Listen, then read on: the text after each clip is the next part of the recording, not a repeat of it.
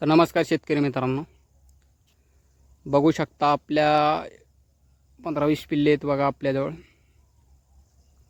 तर त्या पिल्लांचं आपण कशा पद्धती संगोपन करतोय मित्रांनो बघू शकता.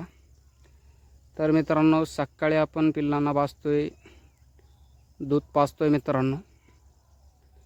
दूध पाजल्याच्या नंतर ह्या पिल्लांना आपण आणतोय मित्रांनो पाला. तर वेगवेगळ्या प्रकारचा झाडपाला आणतोय मित्रांनो. तर आता हे पिल्लं पाला खायला लागलेत. तर साधारणतः मग एक महिन्याच्या वरही असेल आता हे पिल्लं.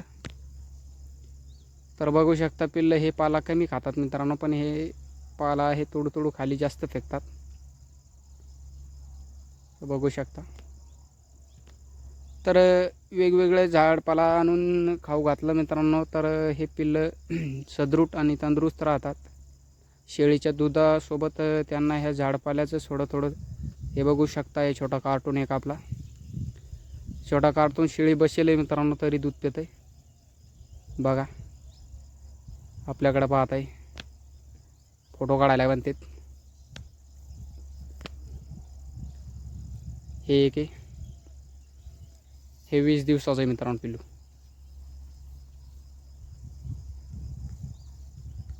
हे यांना झाला आहे महिना. तर हे आहेत मित्रांनो 22 दिवसाचे हे पिल्ले आहेत, हे दोघं. तर अशा पद्धतीनं आपण करतोय मित्रांनो लहान पिल्लाचं संगोपन. सकाळी मित्रांनो आपण यांना लवकर सोडतोय. दूध पिल्याच्या नंतर मित्रांनो अर्धा ते 1 तास आपण काही देत नाही यांना. त्याच्यानंतर आपण बांधतोय मित्रांनो वेगवेगळ्या प्रकारचा झाडपाला. तर झाडपाल्यामध्ये आपण रोज बदल करतोय मित्रांनो. आज एका प्रकारचं आणलं तर उद्या दुसरं आणायचं, तिसऱ्या दिवशी ते पुन्हा रिपीट करायचं. तर असं आपण आलटून पलटून त्यांना पाला देतोय मित्रांनो, जेणेकरून त्यांना खायला हे कंटाळा आला नाही पाहिजे.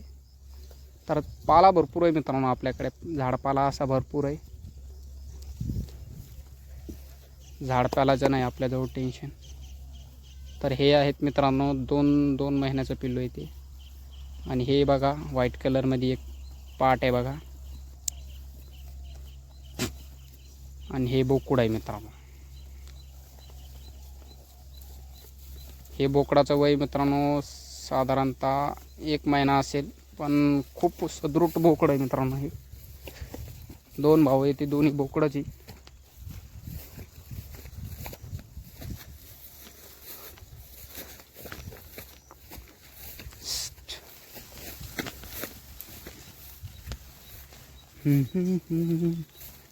काडी खात आहे बघा. पाला सोडून दिलाय मित्रांनो, काडी खात आहे. हे भरपूर पाला आहे पण पाला खात नाही.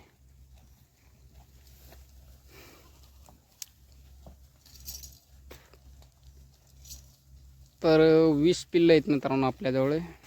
तर 20 पिल्लाचं आपण अशा पद्धतीने संगोपन करतोय. तर कसा वाटला संगोपन नक्कीच कमेंटमध्ये सांगा. एक लाईक नक्कीच करा मित्रांनो. तर भेटूया अशाच एक नवीन व्हिडिओसोबत. धन्यवाद.